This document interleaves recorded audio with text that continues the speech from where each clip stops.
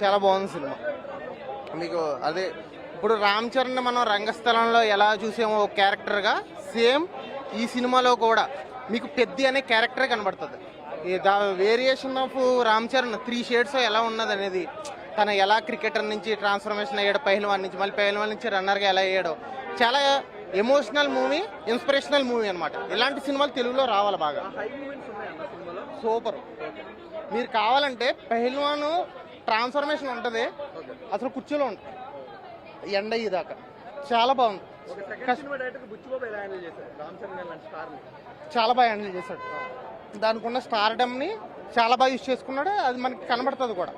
కొన్ని high moments ఉంటాయి first హాఫ్లో, అలా ఉంటుంది. కానీ చాలా మంది ట్రోల్ చేస్తారు, కానీ అది అసలు అలాగే చూడకూడదు. అసలు మూవీ కింద చూడాలి. ఏంటి, ఒక స్టేషన్ కోసం ఎంత కష్టపడతాడో వాళ్ళ ఊరోడు అనే జర్నీని చూపించాడు దీంట్లో.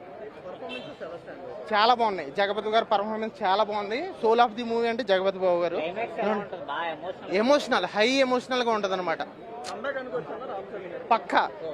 పక్కా కంబ్యాక్ సినిమా అనుకోవచ్చు. మైత్రి మూవీస్కి ఇంత మంచి సినిమా ఇచ్చినందుకు బుచ్చిబాబు గారు ఇంకొక సినిమా కూడా తీయాలని కోరుకుంటున్నారు. అంతే. Thank you.